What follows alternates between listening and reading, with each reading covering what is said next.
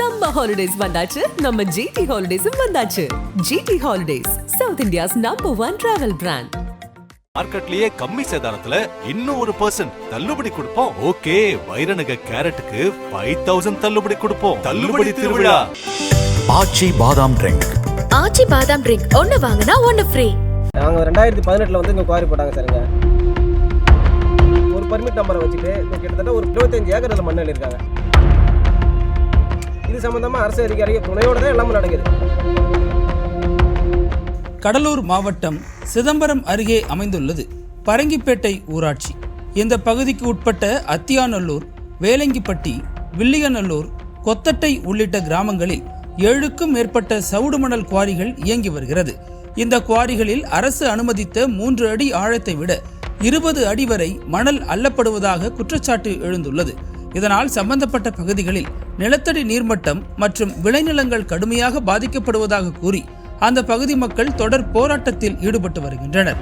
இதற்கிடையில் கடந்த 6ஆம் தேதி அன்று அத்தியாநல்லூர் கிராமத்தைச் சேர்ந்த ரமேஷ் என்பவர் விதிகளை மீறி செயல்படும் மணல் குவாரிகளை மூட வேண்டும் எனவும், இல்லையென்றால் தற்கொலை செய்து கொள்வேன் எனவும் கூறி உயர்மின் கோபுரத்தில் ஏறி பெட்ரோல் கேனுடன் போராட்டத்தில் ஈடுபட்டார். அப்போது அங்கு வந்த போலீசார் ரமேஷை சமாதானம் செய்து குவாரிகளை மூடுவதற்கு நடவடிக்கை எடுக்கப்படும் என உறுதியளித்தனர். அதனால் அந்த போராட்டம் கைவிடப்பட்டது. ஆனால் இதையெல்லாம் ஒரு பொருட்டாக எடுத்துக்கொள்ளாமல் அத்தியாநல்லூர் கிராமத்தில் உள்ள குவாரியில் 24 மணி நேரமும் மணல் அள்ளப்படுகிறது. இதனால் கொதித்தெழுந்த கிராம மக்கள் சுமார் 100க்கும் மேற்பட்டோர் ஒன்று சேர்ந்து மணல் குவாரியை முற்றுகையிட்டு போராட்டத்தில் ஈடுபட்டனர்.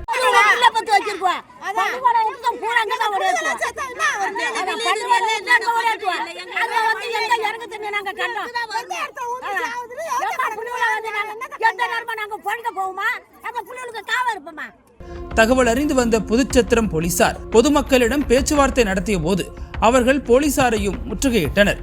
இதனால் அந்த பகுதியே பரபரப்பாக காட்சியளித்தது.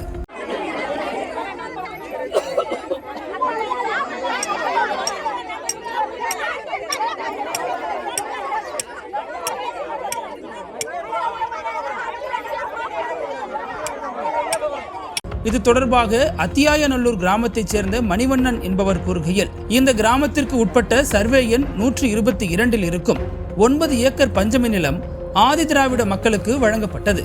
இந்த நிலத்தை பாக்கியராஜ் என்பவர் அபகரித்து மணல் குவாரி நடத்தி வருகிறார். இதனால் இந்த பகுதி மக்களின் வாழ்வாதாரம் பெருமளவில் பாதிக்கப்பட்டுள்ளது. இதற்கு அரசு அதிகாரிகளும் காவல்துறை அதிகாரிகளும் உடந்தையாக இருக்கின்றனர். இதனை எதிர்த்து பல்வேறு போராட்டங்களை முன்னெடுத்தும் இதுவரை எந்த நடவடிக்கையும் எடுக்கப்படவில்லை.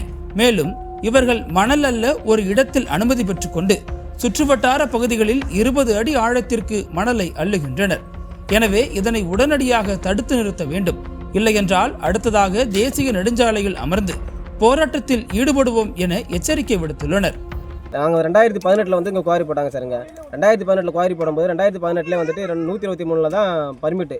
ஆனால் இப்போ பஞ்சமி நிலம் வந்து அதில் கவர்மெண்ட்டால் வந்து ஆதி திராவிட கொடுத்த இடம் வந்து 122ல் ஒரு 9 ஏக்கர்.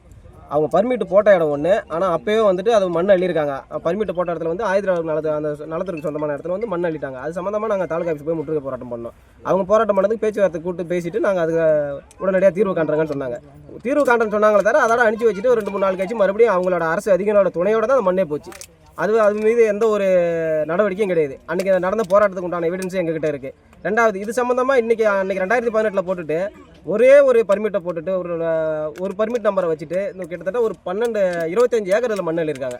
இது சம்மந்தமாக அரசு அதிகாரிகள் துணையோட தான் எல்லாமே நடக்குது. எல்லாரும் அவங்களுக்கு பர்மிஷன் கொடுக்குறோம். இப்போ 2025ல் மறுபடியும் 123 ஏக்கரில் வெட்டின அந்த குவாரி தான். நோண்டின கோயிலே மறுபடியும் சுரங்கம் வச்சு நோண்டுறாங்க. இதில் உள்ளார இப்போ பாருங்கள், உங்களுக்கு பார்த்தீங்கன்னா தெரியும் உங்கள் எவ்வளோ லாரி உள்ளே போய் நிற்குதுன்ற. எங்கள் ஊரோட பரப்புக்கும் இந்த இடத்துக்கும் பாருங்கள், சுடுகாடு பக்கத்தில் வந்து ஒரு 50 மீட்டர் தான் இருக்கும். 50 மீட்டர் தான் வீடு. இங்கேருந்து 50 குதிரைக்கு 50 மீட்டர் தான் வீடு. மேங்கொண்டு இந்த இன்ஜினை வச்சு இது தண்ணியை இறச்சி விடிய தண்ணி கொடுத்து விடிஞ்சு வந்து வண்டி மண் எடுக்கிறாங்க. இது சம்மந்தமாக நேற்று எங்கள் ஊரில் வந்துட்டு ஒரு ரமேஷ்ன்றவர் வந்து நேற்று தீக்குளிப்பு போராட்டம் பண்ணார். எங்கள் ஊருக்கு ஒரு விடிவு காலம் பிறக்கட்டும், என் உயிர் போனால் தான் எங்களுக்கு ஊருக்கு விடிவு காலம் பிறக்கட்டும்னா அது போகட்டும், என் உயிர் என்னால் நாச்சு, என் ஊர் நல்லா இருக்குன்னு சொன்னார். அது மீது நேற்று நடவடிக்கை எடுத்து போலீஸ்காரங்க என்ன சொன்னாங்க, காவல்துறை அதிகாரி அம்மா வந்து என்ன சொன்னாங்க, நாங்கள் பீஸ் கமிட்டி வைக்கிறோம் திங்கக்கிழமை அன்றைக்கி, அது வரைக்கும் குவாரி ஓடாதுனாங்க.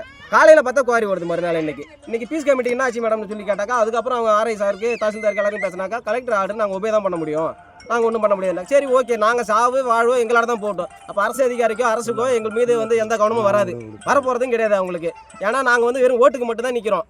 ஓட்டு மட்டும்தான் எங்களுக்கு முக்கியம். அவங்களுக்கு பணம் பொறுத்து அது ஊழலாக இருக்கட்டும் எதுவாக இருக்கட்டும் அவங்களுக்கு பணம் தான் முக்கியம். பணத்தை மட்டும்தான் அவங்க பார்க்குறாங்க. எங்கள் மக்களோட இவ்வளோ பேர் இருக்கிறோம் இன்றைக்கி. நாங்களாம் போராடுற ஆளே கிடையாது, எல்லாம் தினக்கூலிவோம். இன்றைக்கி ஒரு நாள் எங்களுக்கு இன்றைக்கி வருமானம் போச்சுன்னா நாங்கள் என்ன பண்ணுவோன்னு நாளைக்கு தெரியாது. ஒரு வேளை சோத்துக்கு நாளைக்கு என்ன பண்ணுவோன்னு எங்களுக்கு தெரியாது.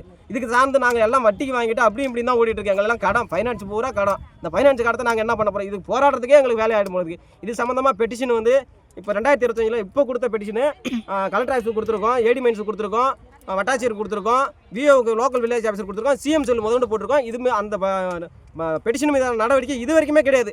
கலெக்டர் ஆஃபீஸ் போனாக்கா அங்கே போய்ட்டு தீர்மானத்தில் நாங்கள் ஊர் தீர்மானம் போட்டு கலெக்டர் ஆஃபீஸ் கொண்டு போய் கொடுக்குறோம். சார் நீங்கள் ஏடி மைன்ஸ் இப்போ பாருங்கன்றாங்க. ஏடி மைன்ஸ் சார்ட்டு போனாக்கா சார் உங்களுக்கு எத்தனை ஏக்கருக்கு இடம் இருக்குது, உங்களுக்கு பக்கத்தில் யாருக்கு இடம் இருக்குது, உங்களுக்கு யாருக்கு பக்கத்தில் இடம் இருக்கிறத இது வரைக்கும் அவர் ஏடி மைன்ஸ் சார் என்ன சொல்கிறாரு, சார் இது சம்மந்தமாக நாங்கள் வட்டாட்சியருக்கு ஃபார்வர்டு பண்ணுறோம் சார், உங்கள்கிட்ட கொடுத்த மனுவே நாங்கள் வந்து வட்டாட்சியருக்கு ஃபார்வர்டு பண்ண மனதை உங்கள்கிட்ட கொடுத்துருக்கோம், அதை பாருங்க அப்படின்னாங்க. சரி ஓகே சார், நான் மறுபடியும் நான் பேசுகிறேன் அப்படின்னாங்க. இது வரைக்கும் எந்த நடவடிக்கையும் கிடையாது சார். எங்கள் ஊர் அழிஞ்சு இந்த அரசு அதிகாரிகளும் நல்லா இருக்கணும்னாக்கா இந்த ஊழல் பணத்தில் தான் அவங்க வாழணும், இந்த கொள்ளை பணத்தில் தான் வாழணும், எங்கள் பணத்து மேலே தான் அவங்க வாழணும்னாக்கா வாழட்டும் சார், நல்லா இருக்கட்டும். ரெண்டாவது, இந்த அரசு அதிகாரி வந்து எங்கள் ஊரில் இங்கே மட்டும் குவாரி கிடையாது, எங்கள் ஊரை சுற்றிலுமே ஒரு 3 குவாரி போகுது.